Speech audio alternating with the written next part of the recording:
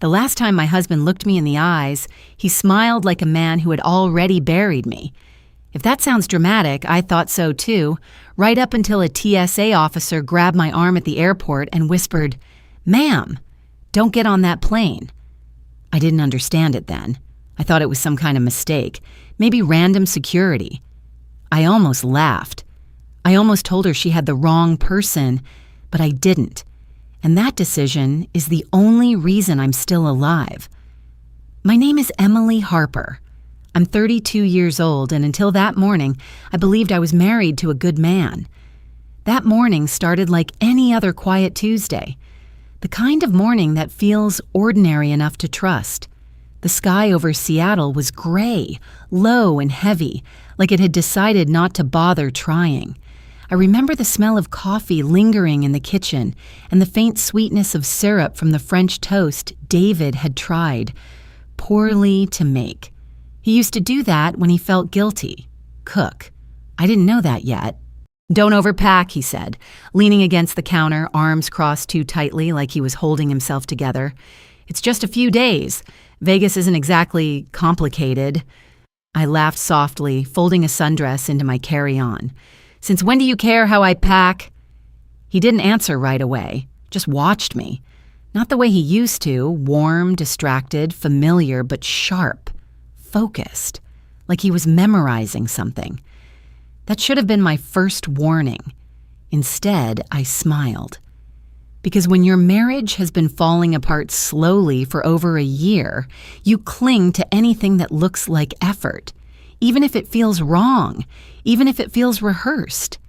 "Hey," he said, softer now, stepping closer.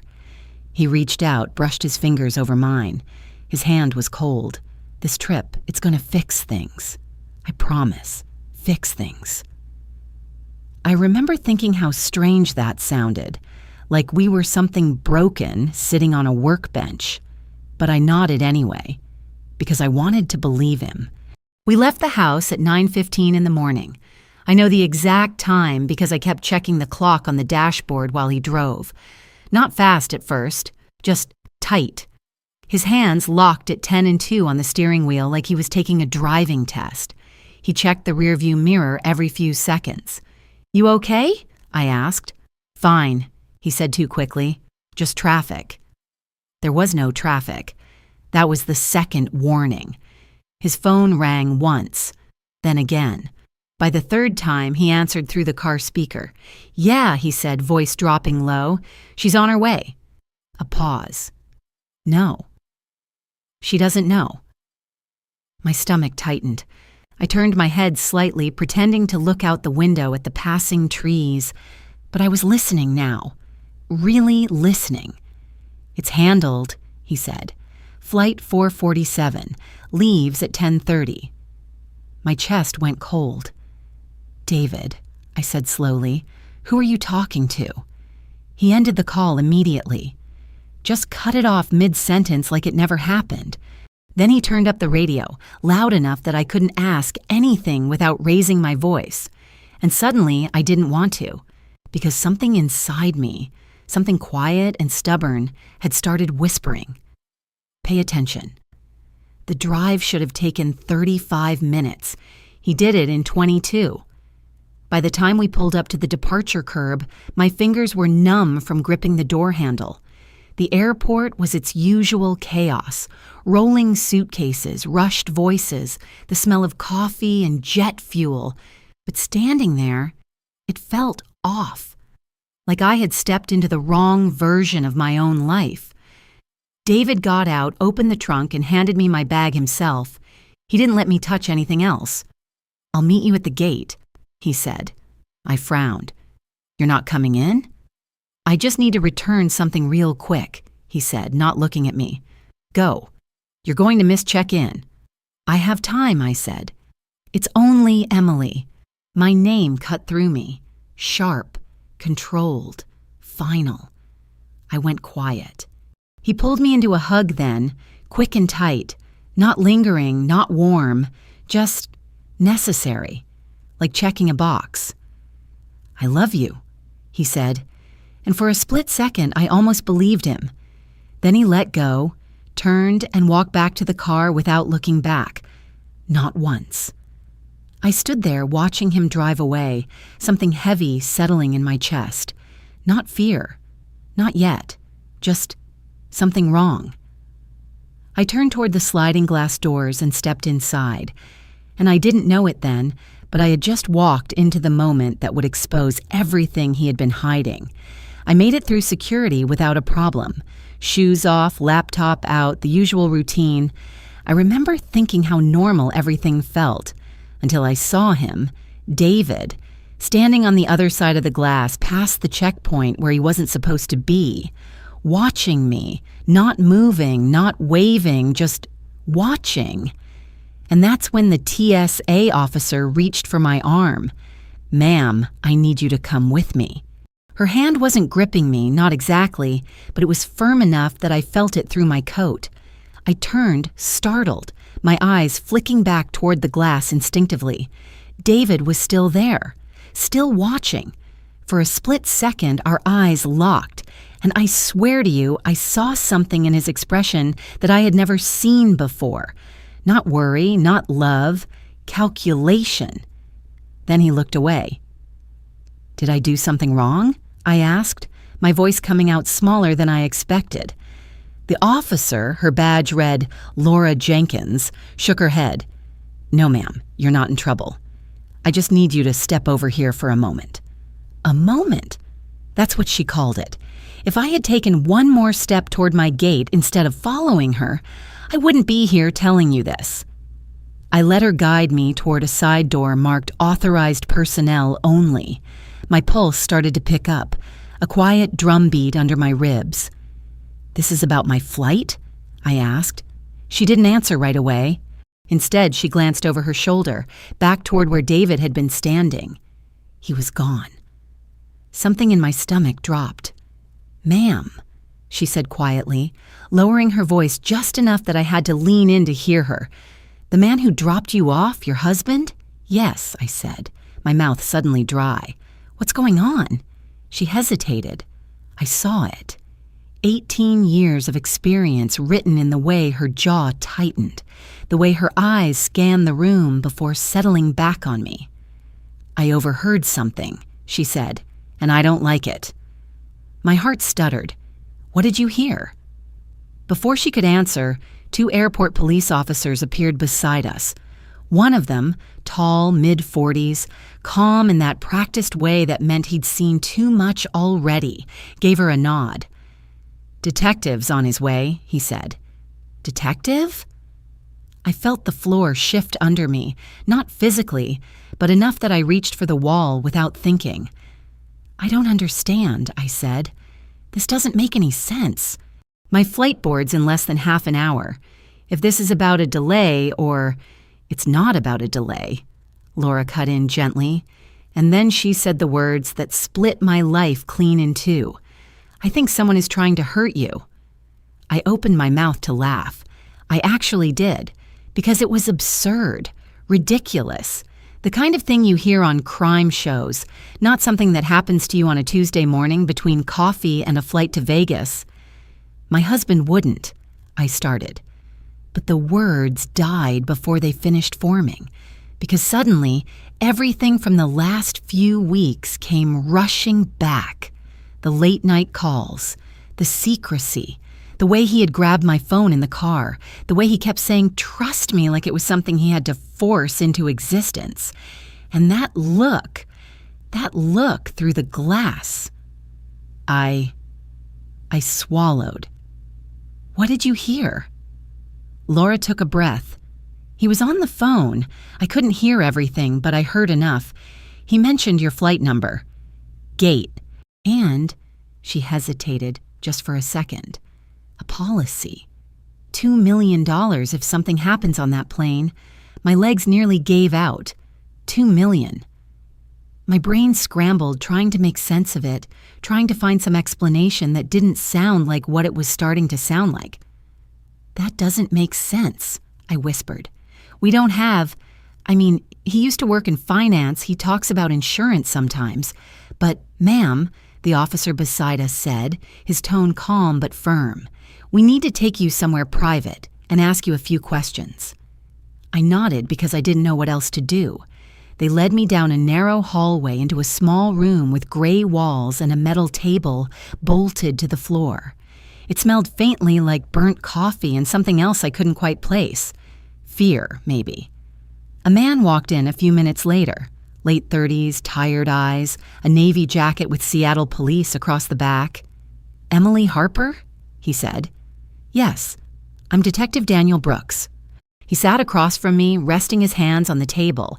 "I know this is a lot, but I need you to stay with me here, okay?" I nodded again. "Do you know why your husband would be talking about a $2 million insurance policy this morning?" "No," I said immediately. "We don't have a policy like that. At least, not that I know of." He studied my face for a moment, like he was measuring something. "Miss Harper," he said carefully, "I'm going to make a call. I need your permission to check whether a policy exists under your name." "Yes," I said, "of course. Please." My hands were shaking now. He dialed, put the call on speaker. A woman answered on the second ring. "Secure Life Insurance Fraud Division. This is Detective Daniel Brooks, Seattle PD," he said. "I need to verify a policy under the name Emily Harper, date of birth." He recited my information while I sat there, staring at the table, my heartbeat loud in my ears. There was typing on the other end. A pause. Then the woman said, "Yes. There is an active term life policy under that name." My head snapped up. "What?" I whispered. "Policyholder Emily Harper. Coverage amount $2 million. Beneficiary David Harper. Policy effective March 15th. The room went completely still. "That's not possible," I said. "I never signed anything. I never." "Can you send me the application and signature page?" Detective Brooks asked. "Sending now." 10 seconds later, his laptop chimed. He turned the screen toward me. There it was. My name, my address, my life, and a signature that looked like mine, but wasn't. "That's not my signature," I said, my voice breaking. "Look at the E. I loop it differently. I always have." He leaned closer, studying it. "You're sure?" "I'm sure." He nodded slowly. "Then this is forgery." The word hit harder than anything else. Forgery. Not misunderstanding, not confusion. A crime. I stared at the screen, my mind racing, trying to catch up with what my life had just become. "Why would he do that?" I whispered. Detective Brooks didn't answer right away. He just looked at me with something that felt dangerously close to pity. And in that moment, deep down, I think I already knew. But I wasn't ready to say it out loud yet, because saying it would make it real. And if it was real, then the man I married hadn't just lied to me. He had planned something far worse. And whatever it was, I had just walked away from it by accident. I kept staring at that signature, like if I looked long enough, it would change into mine. It didn't. The room felt smaller all of a sudden, like the walls had moved in without asking permission. I could hear my own breathing too loud, too fast, like I was running without going anywhere. "There's more," Detective Brooks said quietly. I didn't want there to be more, but I nodded anyway. He turned the laptop back toward himself, typing quickly, his fingers steady in a way that made me feel even more unsteady. "Emily," he said, softer now, "I need your consent to access your husband's financial records, credit reports, bank activity, anything that might explain why he would take out a policy like this. Explain." As if there was an explanation that didn't destroy everything I thought I knew. "Yes," I said, "do it." He didn't waste time. A few clicks, a login, a request sent somewhere I couldn't see. The seconds stretched long enough to feel like minutes. Then he leaned back slightly. "Your husband filed for unemployment about a year ago," he said. "Benefits ran out a few months back." I frowned. He told me he was consulting, that he had clients. Brooks gave a small, almost imperceptible shake of his head. I'm not seeing any consistent income. My stomach tightened. There's about $60,000 in credit card debt, he continued, spread across multiple accounts, all maxed out, $60,000. The number landed heavy, but it wasn't what broke me. There were also several large transfers earlier this year, he said. About $280,000 moved into cryptocurrency exchanges. My breath caught. That's my money, I whispered. My parents' insurance. He said he was investing it. Safely. Brooks didn't look surprised. I'm pulling transaction history now, he said. Give me a second. The room went quiet again except for the soft tapping of keys. I stared at my hands, folded tightly in my lap, knuckles pale. I could still feel the ghost of David's touch from that morning, the way he had squeezed my knee in the car and said, "Trust me," like it meant something. How much is left? I asked, not sure I wanted the answer. Brooks exhaled slowly. About $5,000. 5,000. Out of everything my parents had left me, out of the life they had worked for. The room tilted. I grabbed the edge of the table, steadying myself. That's not possible, I said, but it sounded weak, even to me. He showed me statements, reports. It all looked normal. It was fabricated, Brooks said gently, or at least heavily manipulated. I closed my eyes for a second, but all I saw was David's face, the way he had looked at me across the kitchen table, telling me everything was under control. Everything is fine, Emily. I trusted him. God, I trusted him. There's another piece, Brooks added, his voice quieter now, like he was bracing me for impact. Your husband took out a private loan in July, $95,000. I opened my eyes. From a bank? No, he said. From a man named Marcus Velez. We've got an open file on him. Loan shark, organized activity. The word hung in the air. Loan shark. What happens if he doesn't pay? I asked. Brooks didn't answer right away. He didn't have to. I felt it anyway. Cold, final. He was due to repay it soon, Brooks said carefully. Very soon. I stared at him, pieces sliding into place whether I wanted them to or not. The tension. The phone calls. The urgency in his voice that morning. The trip. The insurance policy. My chest tightened. You think, I swallowed hard, you think he was planning to use that policy to pay off the loan? Brooks met my eyes. Yes. The word landed like a verdict. I leaned back in the chair, the metal cold against my spine, trying to breathe through the rising panic clawing up my throat. No, I said, shaking my head slowly. No, that's not, he wouldn't do that to me, wouldn't he? The question slipped in before I could stop it. Wouldn't he? My phone buzzed on the table between us. I flinched. Brooks glanced at it, then turned the screen toward me. David. Over and over again. Where are you? Emily, answer me. Why aren't you at the gate?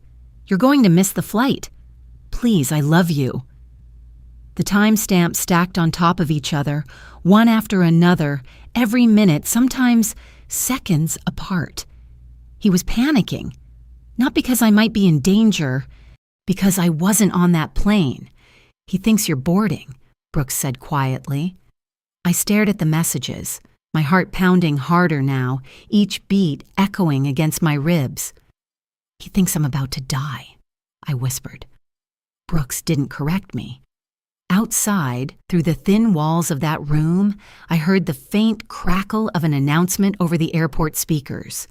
Final boarding call for Flight 447 to Las Vegas. All remaining passengers, please proceed to gate. My stomach dropped. That's my flight, I said. Brooks nodded. Yes, it is. I looked at the clock on the wall. 10:28 in the morning. 2 minutes. 2 minutes until that door closed. I thought about David's face in the rearview mirror, the way he had watched me walk away, the way he had stood behind the glass tracking me like I was something that needed to reach a destination, like cargo. Emily, Brooks said, leaning forward slightly, if you get on that plane, I can't help you. Whatever your husband has planned, we won't be able to stop it in time. But if you stay, if I stay, I repeated, my voice barely there, you're safe. Safe. The word felt foreign. I looked down at my phone again. Another message popped up as I watched. Please, just get on the plane.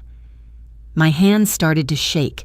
For years, I had listened to him, trusted him, followed his lead even when something didn't feel right. But that quiet voice inside me, the one I had ignored for so long, was louder now, screaming actually, "Don't go!"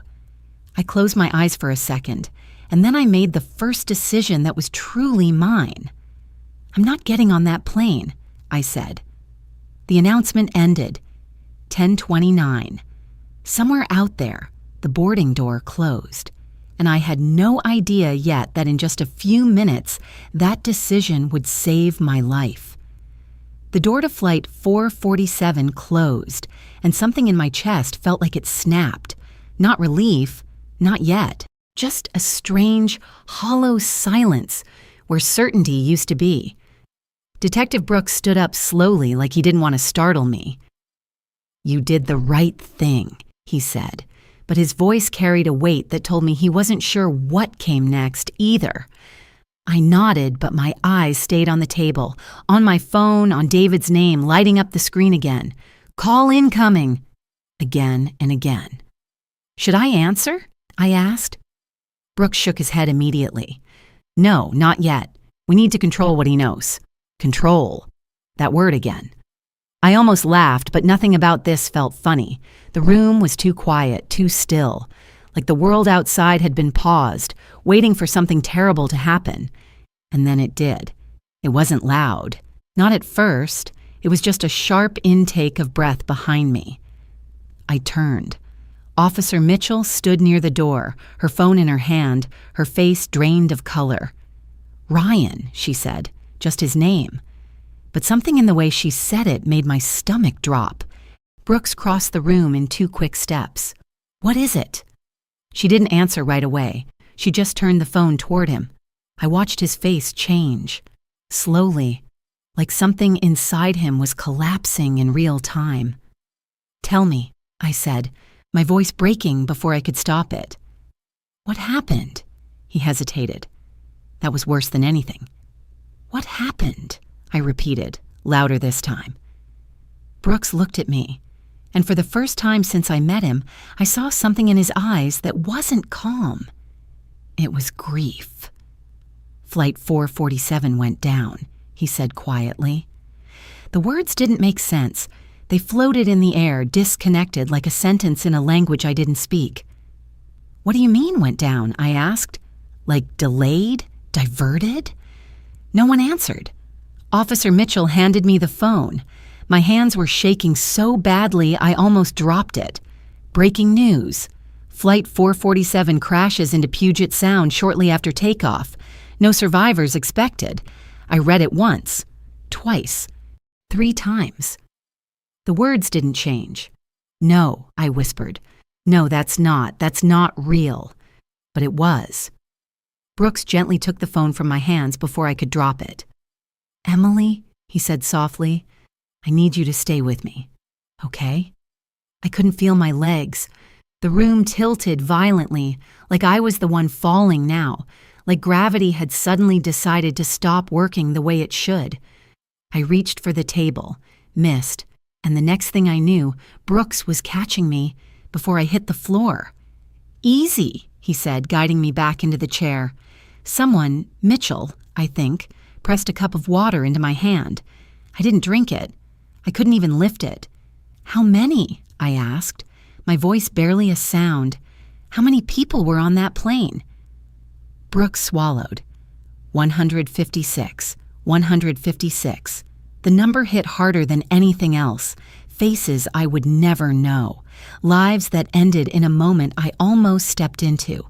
If I had gotten on that plane, I said slowly, the realization creeping in like something cold and unstoppable. Brooks leaned forward, his voice firm now. You didn't. But I was supposed to, I insisted, my chest tightening. That was my flight. That was my seat.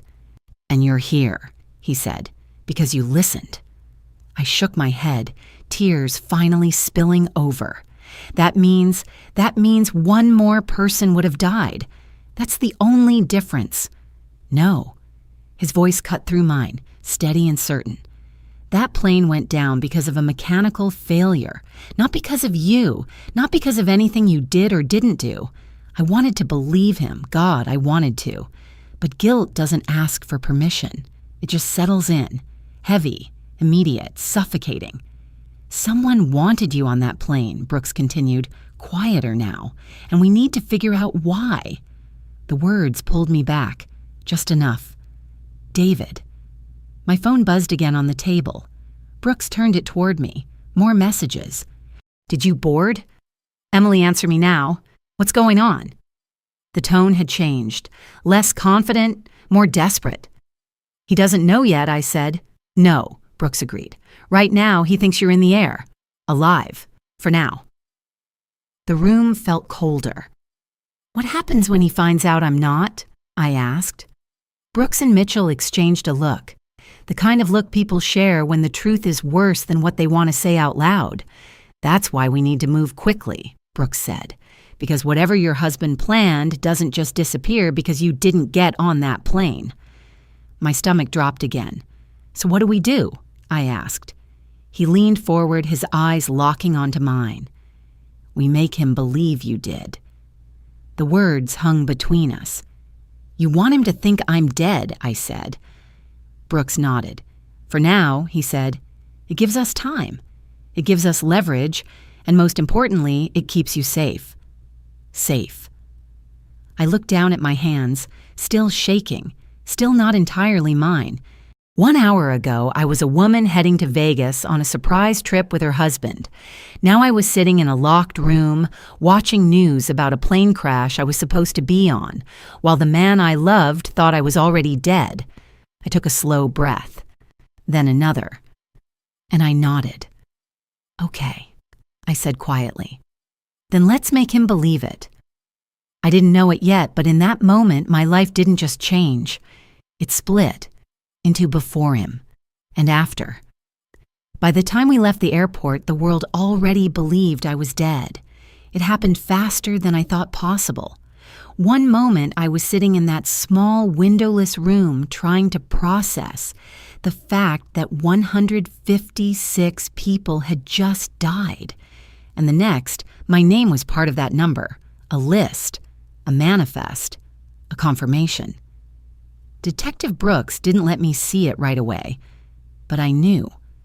I could feel it in the way people looked at me, like I had already crossed into something they couldn't follow. We need to move, he said, his voice low and controlled. Now! I followed him without asking where we were going, maybe because I already understood that wherever I had been before, I couldn't go back. They took me out through a service hallway, away from the crowds, away from the flashing screens and the breaking news banners that were probably already looping my name alongside the others. Emily Carter, 32, deceased. The word made my stomach twist. I pulled my jacket tighter around me, like it could hide me from something that was already everywhere. Outside, the air felt too normal. Cars moved, people walked, a plane roared overhead. Life went on like nothing had just shattered. This way, Brooks said, guiding me toward an unmarked vehicle. Officer Mitchell opened the back door for me. Her eyes met mine for just a second. You're doing the right thing, she said quietly. I nodded, but I wasn't sure what the right thing even meant anymore. The door closed. And just like that, I disappeared. The drive was silent at first. I watched the city blur past the window, Seattle looking exactly the same as it had that morning, except now I was seeing it as someone who technically no longer existed. That's your house, Brooks said suddenly. I blinked. What? He nodded toward a small screen mounted near the dashboard. I leaned forward, and there it was. My house, my front door, the porch light. The same little crack in the third step that David had promised to fix for 2 years and never did. Except now there were cameras, angles I had never seen before. How, federal warrant, Brooks said. We moved fast. Given the circumstances, we got approval within the hour. On the screen, a car pulled into the driveway. My breath caught. David's car. He got out slowly, not rushing, not panicking, just walking, like a man coming home from a long day. He knows, I whispered. Brooks shook his head. Watch. David walked up to the front door, unlocked it, stepped inside. For a few seconds, nothing happened. Then the camera feed switched to the living room. He stood there, just stood, keys still in his hand, like he had forgotten why he came in. I leaned closer, my heart pounding harder now. Is he going to call someone? I asked. Maybe, Brooks said. Or maybe he's waiting for confirmation, for proof, for me to be gone. David slowly pulled out his phone. He stared at it. For a long time. Too long. Then something happened that made my stomach turn. He smiled, not a big smile, not relief in the way someone smiles when a loved one is safe.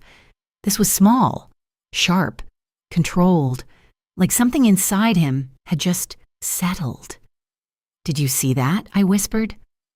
Brooks didn't answer right away. Then quietly, yeah, I saw it. David walked into the kitchen, opened the fridge, pulled out a beer. He twisted the cap off, took a long drink, and leaned against the counter like the weight of something had just lifted off his shoulders. I felt like I couldn't breathe. That's not grief, I said. No, Brooks agreed. It's not. The screen shifted again. David sat on the couch, his phone in his hand. He scrolled, stopped, scrolled again. He's looking at the news, Mitchell said from the front seat. I didn't need her to say it. I knew exactly what he was looking for. My name. Confirmation. Proof that his plan had worked. And then I saw it. That moment. The exact second it hit him. His eyes froze on the screen. His posture changed. And then he exhaled. Long. Deep. Like a man who had been holding his breath for months and could finally let it go. He thinks I'm dead, I said. Brooks nodded. Yes, he said. He does. David leaned back into the couch, closed his eyes, and for just a second, he looked peaceful. That was the part that broke something inside me. Not the lie, not the betrayal, not even the fact that he wanted me gone. It was how easy it was for him, how natural. How long? I asked, my voice barely steady. Brooks glanced at me. 72 hours, maybe less. And then he makes a move, he said. People who think they've gotten away with something, they don't stay quiet. They reach out, they celebrate, they get sloppy. I watched the screen, watched the man I had shared a bed with for 8 years sit in our living room like nothing had happened, like I had never existed. And for the first time since this started, the fear began to change into something sharper, colder, more focused. Okay, I said slowly. Brooks looked at me. Okay, what? I kept my eyes on the screen, on David, on the man who thought he had won. Let's see what he does next, I said. Because for the first time, I wasn't just trying to survive anymore. I was waiting. I didn't sleep that night, not even for a minute. I sat in that stiff chair, staring at the monitors, like if I looked away, something important would happen and I'd miss it. Detective Brooks tried to get me to lie down. He even brought in a blanket at some point, draped it over my shoulders like I was someone who could still be comforted by something that simple. You need rest, he said. I need to see, I answered. And that was the truth, because every second I watched David, I felt something inside me shifting, breaking, yes, but also sharpening. At 11:14 in the evening, he turned off the living room lights. At 11:22, the bedroom light went out. I leaned forward, holding my breath, waiting waiting for something. A sign, regret, panic, anything. He didn't pace. He didn't pick up the phone. He didn't sit in the dark replaying memories of us. He went to sleep, just like that. His chest rose and fell steadily under the faint glow of the night vision camera. Peaceful. That word kept echoing in my head. Peaceful. Like he hadn't just lost his wife. Like nothing had happened at all. "That's not normal," I whispered. Brooks didn't look away from the screen. "No," he said. "It's not." Morning came too quickly. Or maybe it didn't come at all and I just stopped noticing time. At 6 a.m, Brooks returned with coffee and something wrapped in paper that smelled like eggs and grease. "You have to eat," he said, placing it in front of me. I didn't touch it. He didn't push. He just sat down beside me, coffee in his hands, watching the same screens I was. At 9:12, David walked into the garage. The camera there wasn't great. Grainy. Slightly off angle. But it was enough. He pulled out his phone. Started talking. I leaned forward, straining to hear something that wasn't there. "No audio yet?" I asked. Brooks shook his head, still waiting on the warrant. David paced back and forth. He was animated now, smiling, laughing. Actually laughing. My stomach twisted. "That's not grief," I said again, more to myself this time. "No," Brooks said quietly. "That's something else." David ended the call, looked down at his phone, and did something that made my hands curl into fists. He pumped his fist. A small, sharp motion. Victory. "Who was that?" I asked. "We'll pull the records," Brooks said. "Give it a few hours, a few hours." It felt like everything was happening too fast and too slow at the same time. At 6:48 that evening, another car pulled into the driveway. I recognized it immediately. A faded blue Subaru with a dent in the back bumper. "Claire," I breathed. My best friend. The one who had texted me the night before, asking if I was sure about the trip. The one I ignored. "She doesn't know," I said. Brooks shook his head. "No, she thinks you're gone." I watched her step out of the car, clutching her purse tightly against her chest. She hesitated at the door, then knocked. David opened it. Claire took one look at him and broke. She collapsed into his arms, sobbing. I felt something inside my chest crack open. "She thinks he's grieving," I whispered. On the screen, David wrapped his arms around her, held her, comforted her, his face hidden from her view, but not from mine, because over her shoulder he wasn't crying. His eyes were dry, calm, observing, like he was studying something, not feeling it. "He's performing," Brooks said under his breath. Claire pulled back, her face red, eyes swollen. I couldn't hear her, but I knew what she was saying. "I'm so sorry." I watched David nod, his expression softening, his mouth moving in what looked like gentle, reassuring words. A perfect husband, a grieving man. A lie so clean it almost looked real. They sat on the couch together. Claire talked, cried, wiped her eyes with the sleeve of her sweater the way she always did when she forgot tissues. David nodded, touched her shoulder. Passed her a glass of water. Every movement was correct. Exactly what someone should do if they had actually lost someone. "He's good," Brooks muttered. I shook my head slowly. "No," I said. "He's practiced." Claire stayed for 2 hours. 2 hours of grief that only one of them actually felt.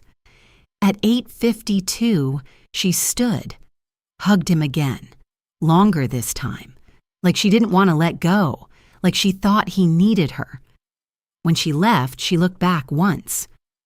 David stood in the doorway, shoulders slightly slumped, the picture of quiet devastation. The door closed, and just like that, his face changed. Instantly, the softness disappeared, the sadness vanished. He walked back to the couch, sat down, and picked up his phone. And then he smiled. Again. not even trying to hide it now. "Did you see that?" I asked, my voice shaking. Brooks nodded slowly. "Yeah." I leaned back in the chair, suddenly exhausted in a way that had nothing to do with sleep. "That's the real him," I said. No one argued. That night, I didn't try to sleep, because I understood something now that I hadn't before. This wasn't just betrayal. This wasn't just desperation. This was something deeper, colder, and whatever came next, it was going to be worse. The audio came online the next afternoon, and part of me wished it hadn't. Detective Brooks got the message first. His phone buzzed, and I saw the shift in his expression before he even said anything. "We're live," he said quietly. My stomach dropped. He crossed to the laptop, clicked a few keys, and suddenly the screens in front of us weren't just images anymore. They had voices, real ones, clear, unavoidable. "Are you ready?" he asked. "No." But I nodded anyway. For a while, nothing happened. Just the normal sounds of a house, footsteps, cabinets opening, the low hum of the refrigerator. Then, at 11:52 that night, the front door opened. A woman walked in. Slim, long hair, confident in a way that made it obvious she had been there before. "She has a key," I said, my voice hollow. Brooks didn't respond, but I could feel him watching me. David met her in the hallway. No hesitation, no surprise.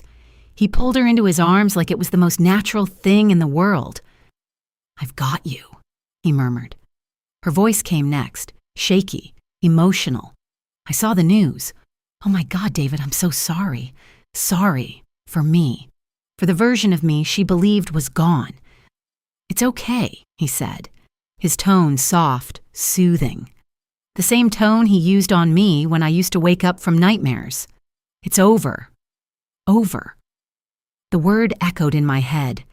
They moved into the living room, settling onto the couch like they had done it 100 times before.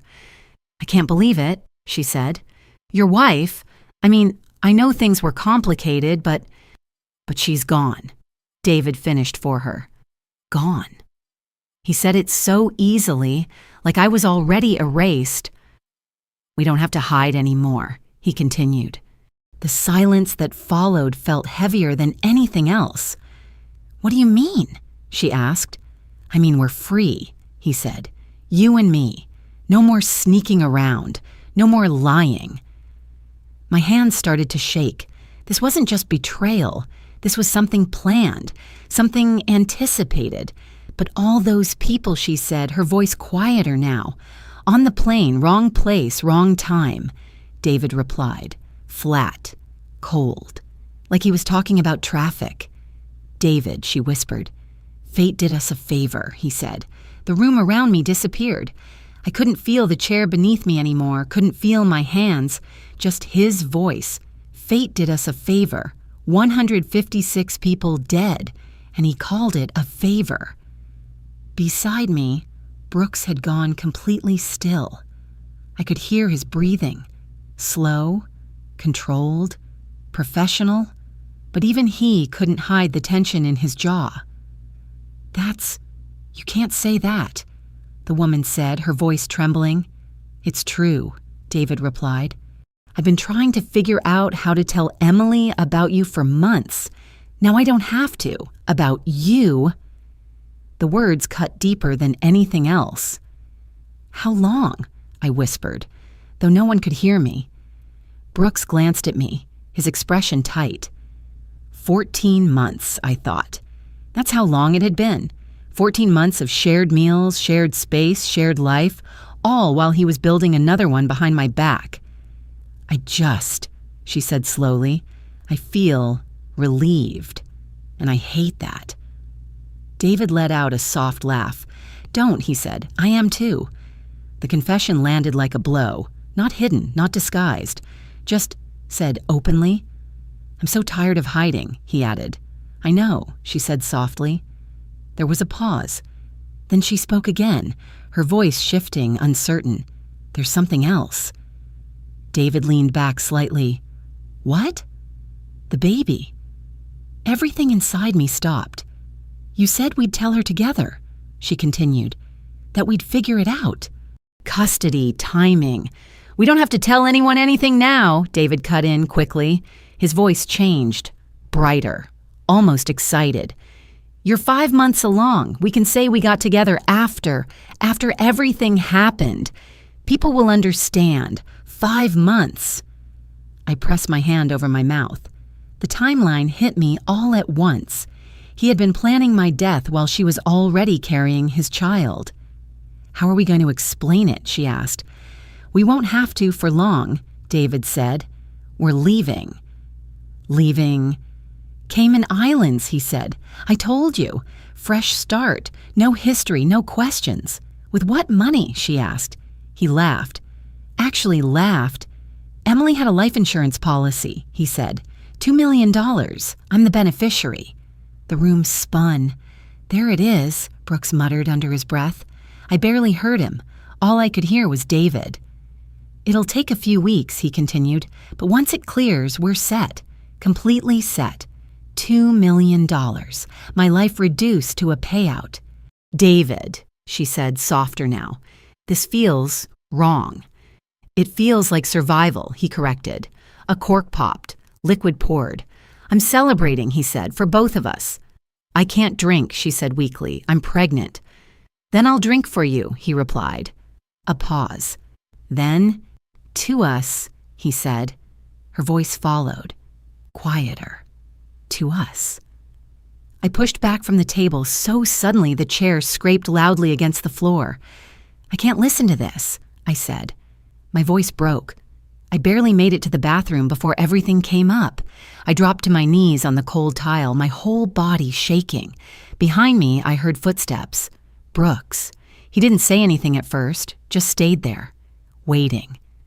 When I finally stopped, he handed me a glass of water. I'm sorry, he said quietly. I took it with trembling hands. He was planning this, I whispered. All of it. Before the flight. Before everything. Brooks nodded. Yeah. I looked up at him, my eyes burning. How do I come back from this? He didn't answer. Because there wasn't an answer. Only the truth. And the truth was, the man I loved hadn't just wanted me gone. He'd already moved on before I was even dead. The 4th day after I died, David filed the insurance claim. I watched him do it from a folding chair in a safe house that smelled like stale coffee and dust, my entire life reduced to a series of camera feeds and timestamps. He wore the charcoal suit, the one he bought for my father's funeral. That detail hit harder than anything else. He's moving fast, Detective Brooks said, leaning over his laptop. Faster than most. On the screen, David sat across from a man in a glass-walled office, sliding a folder across the table with practiced calm. Who is that? I asked. Insurance attorney, Brooks replied. Specializes in expedited claims. He's trying to push it through before anyone starts asking too many questions. Of course he was. Because to him, this wasn't grief. It was a transaction. How long does it take? I asked. Normally? 30 to 60 days, Brooks said. But with a plane crash, confirmed manifest, no survivors, it can move a lot quicker. I stared at the screen. At best? I asked. 2 weeks, he said. 2 weeks. That's how long my life was worth. David leaned back in his chair, nodding as the attorney spoke, his expression serious, measured, exactly what a grieving husband should look like. If you didn't know, if you hadn't heard him the night before, raising a glass to my death. He's good, Brooks said again. No, I corrected quietly. He's consistent, because now I could see it. The pattern, the performance, every move deliberate, every reaction calculated. Later that afternoon, the feed shifted to the kitchen. David stood at the sink, staring out the window. His phone was on speaker. Yeah, he said, his voice low, rough, like he hadn't slept. I'm holding up. Claire. I recognized her voice instantly. I'm so sorry, she said again, softer this time. I keep thinking about you, about her. I can't imagine what you're going through." "Neither can I thought bitterly. "Listen," David continued, swallowing hard like he was fighting emotion. "I wanted to ask you something. Anything. I'm planning a small memorial," he said. "Just close friends. I can't do a funeral without a body." My hands curled into fists. A memorial? For me? A performance inside a performance. "That's beautiful," Claire said through tears. "Of course I'll help. Whatever you need. Just be there," he said. "I don't know how to say goodbye to someone I never got to say goodbye to." The words were perfect. Too perfect. If I hadn't known the truth, I might have believed him. I might have cried for him. But now all I could hear was the echo of his voice from the night before. Fate did us a favor. Brooks typed something into his laptop. "We'll document this," he said. "It helps establish intent. Pattern of deception." I nodded, but my focus stayed on the screen. On David. On the man who was rewriting my death in real time. At 3:42 that afternoon, he walked into a bank. The footage switched to grainy black and white. He stood at the ATM, inserted a card, entered a code. "How much?" I asked. Brooks leaned closer. $8,000. "From where?" He didn't answer right away. Then, "Your personal card." My stomach dropped. "I left that in my purse," I said. "At home," he finished. "He took it," I whispered. "Before the trip. Before everything." Brooks nodded. "Looks like it." On the screen, David took the cash, folded it neatly, slipped it into his wallet. Calm, focused, not rushed. Like this was just another step on a checklist. "He's getting sloppy," Brooks said. "No," I said quietly. "He thinks he's safe." That was worse. Because a man who thinks he's safe stops being careful. And a man who stops being careful makes mistakes. That night, the house was quiet again. Too quiet. Until it wasn't. At 9:47, the kitchen camera flickered slightly as David walked in, phone pressed to his ear. "I understand," he said, pacing now, "but I'm her husband. I need access to the account." A pause. "What do you mean you need a death certificate?" His voice sharpened. "You have the manifest. You have the news." Another pause. Longer this time. I could almost hear the person on the other end refusing him. "How long?" he asked, his jaw tightening. "Weeks?" "I don't have weeks." There it was. The crack. The first real glimpse of pressure. "I have creditors calling me every day," he added, lowering his voice. "Now you don't understand." I leaned forward. This was new. He hung up abruptly, slamming the phone down onto the counter. For a second, he just stood there. Then, he hit the counter hard. The sound echoed through the speakers. Brooks straightened slightly. "There it is," he said. "What?" Desperation. I watched David's chest rise and fall, faster now. The calm mask slipping. Just a little. But enough. "He's running out of time," Brooks added. I stared at the screen, at the man who thought he had everything under control, and for the first time since this started, I saw it. The flaw. The weakness. The thing that was going to bring him down. "He's not as smart as he thinks he is," I said. Brooks glanced at me. "No," he agreed. "He's just been lucky." I leaned back in the chair, my hands finally steady. "Then let's make sure his luck runs out," I said. Because now I wasn't just watching anymore. I was waiting for the moment to take everything back. On the 6th day, everything broke open. Detective Brooks walked into the room just after noon, a file in his hand and a look on his face that told me this was it. "We got him," he said. My heart stopped for a second. "David?" "Not yet," he replied. "The man he hired." The words landed slowly. The man he hired. My stomach turned. "He didn't just plan it," Brooks continued. "He acted on it." I gripped the edge of the table. "What do you mean, hired?" Brooks set the file down, flipping it open. A photo stared back at me. A man in his early 40s, shaved head, hard eyes, a scar cutting through his eyebrow. His name is Victor Hale, Brooks said. Ex-military, known fixer out of Las Vegas. You pay him, problems disappear. My throat went dry. How much? I asked. $15,000 up front, Brooks said. $85,000 after completion. $100,000.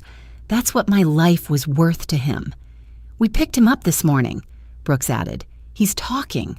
Of course he was. Men like that always talk when the deal changes. Brooks turned the tablet toward me. A live video feed. An interrogation room. Victor Hale sat on one side of a metal table, hands cuffed, posture relaxed like he'd done this before. Across from him, a federal agent leaned forward. We have your phone records, she said. We have the transfer. We have the emails. You want to keep playing games? Or do you want to help yourself? Victor looked at his lawyer. The man gave a small nod. Victor leaned back in his chair. What do you want to know? He asked. My chest tightened. This was it. This was the truth I hadn't been ready for. I met David Carter on August 20th, Victor said. Bar off the strip. He said he had a problem. The agent didn't react. What kind of problem? A wife, Victor said simply. One that wouldn't go away. The words hit like a punch. I closed my eyes for a second, forced myself to keep listening. What was the plan? The agent asked. Victor shrugged. Vegas trip. He brings her in. I make contact at the pool, slip something into her drink. What kind of substance? GHB, he said. Colorless, tasteless. She gets disoriented. I play the hero, help her back to the room. My hands started shaking again. And then? Victor didn't hesitate. Fill the bathtub. Hold her under. Make it look like an accident. The room spun. Water, air, gone. Just like that. Tourists drown all the time, he added casually. No one asks questions. I couldn't breathe. Brooks's hand came down lightly on my shoulder, grounding me just enough to stay present. But it didn't happen, the agent said. Victor smirked. No, he said, because fate stepped in. My stomach dropped. What do you mean? Victor leaned forward slightly. Plane crash, he said. He called me that afternoon, said the job was off. The agent slid a phone across the table. We have that call recorded. She pressed play. And then I heard his voice. David's voice. Tinny through the speaker, but unmistakable. She's dead, he said. Plane went down. Fate did your work for you. And then, he laughed. Not nervous, not shocked, relieved. The sound tore through me. I pressed my hand over my mouth, but it didn't stop anything. It just made it quieter, more contained, more unbearable. What did you say to him? The agent asked. Victor shrugged again. Told him he still owed me the deposit, and he said keep it. Called it a lucky break. Lucky. Break. I felt something inside me crack completely. Not bend, not fracture. Break. You're willing to testify? The agent asked. Victor glanced at his lawyer again, then nodded. Yeah, he said, I'll testify. The screen went dark. The room fell silent. I stared at the blank tablet, my reflection staring back at me like someone I didn't recognize anymore. He was going to drown me, I said. My voice sounded distant, like it belonged to someone else. Brooks didn't sugarcoat it. Yes. And when that didn't work, I swallowed hard. He just adjusted. Brooks nodded. That's what they do. They. Like David wasn't even unique. Like men like him existed everywhere, planning, calculating, waiting. I leaned back slowly, every part of me exhausted in a way sleep could never fix. How long was he planning this? I asked. Brooks flipped a page in the file. Months. At least. Months. While I was still cooking dinner, still grading papers, still telling myself we just needed time. He smiled when he thought I was dead, I whispered. Brooks didn't answer. He didn't need to. I had seen it. Over and over again. The screen, the couch, the relief. I closed my eyes for a moment, and when I opened them, something had changed. The shock was still there. The pain, too. But underneath it, there was something else. Something steady. Cold. Certain. "When do we go back?" I asked. Brooks looked at me carefully. "Tomorrow," he said. "We've got enough. We bring him in. We end this." I nodded slowly. Tomorrow. I would walk back into my house, face the man who tried to kill me, and this time he wouldn't be the one in control. I would. I stepped into my house at 2:30 in the afternoon, exactly 7 days after the day I was supposed to die. Nothing had changed. The same blue door, the same faint smell of coffee and wood polish, the same quiet hum of a life that had once been mine, except I wasn't the same person walking through it. Detective Brooks stood just behind me, his presence steady, grounded, while federal agents moved silently into position around the house. I could feel them without seeing them, like a perimeter closing in on something that had nowhere left to go. "Ready?" Brooks asked. "No," but I nodded anyway. He knocked. 3 sharp, deliberate knocks. "David Carter, this is Detective Ryan Brooks. Open the door." Silence. A beat. Then another knock, louder this time. "We have a warrant. Open the door." Nothing. Brooks glanced at me, then reached out his hand.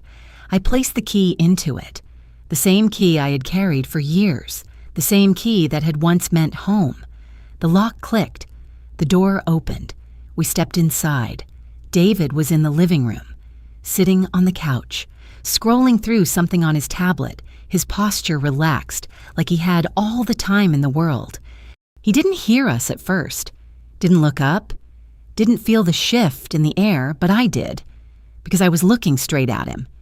"David," I said. Just his name, nothing else. He froze. Slowly, he lifted his head, and for a second, he didn't understand what he was seeing. His eyes widened. The color drained from his face so fast it was almost unreal. The tablet slipped from his hands, hitting the floor with a dull, hollow sound. "No," he whispered. I took a step forward. "You're supposed to be dead," he said, his voice cracking under the weight of it. I felt Brooks's hand lightly against my back, not pushing, just there, steady. "I know," I said calmly. "That was the plan, wasn't it?" He shook his head over and over again, like if he denied it hard enough, I would disappear. "You don't understand," he said quickly. "I can explain. Explain what?" I cut in. "The life insurance policy you forged? The man you hired to drown me? Or the part where you called it a lucky break when a plane full of people crashed?" His mouth opened, closed. Nothing came out, because there was nothing left to say. Behind him, one of the agents stepped forward. "David Carter," he said, voice firm, controlled. "You are under arrest for attempted first-degree murder, conspiracy to commit murder, insurance fraud, and wire fraud." David didn't move, didn't resist. He just stared at me, like he was trying to solve something that no longer made sense. As the agent pulled his arms behind his back, clicking the handcuffs into place, David's voice came out in a broken whisper. "Emily, please." I held his gaze. For the first time in years, I wasn't afraid of him. "You wanted me gone," I said quietly. "You don't get to ask for anything now." They led him past me, close enough that I could smell his cologne, the same one he wore that morning. The morning he handed me the tickets. The morning he thought he had already won. He stopped for a second at the door, turning his head just enough to look at me one last time. I didn't look away. Not this time. Then he was gone. The door closed behind him, and just like that, it was over. I stood there in the middle of the living room, surrounded by pieces of a life that didn't belong to me anymore. The couch, the table, the quiet. Detective Brooks stepped beside me. "You okay?" he asked. I took a breath. slow, deep. And for the first time since all of this started, I felt something shift. Not relief, not yet, but something close to it. I'm alive, I said, and that felt like enough, because that was the truth he tried to take from me. The truth I almost lost, but didn't. I walked out of that house without looking back. Not at the walls, not at the memories, not at the man who thought he could erase me, because he didn't, and he never would. If this story stayed with you, take a second to like and subscribe, and drop 3 words in the comments that say everything you're feeling right now. I am alive.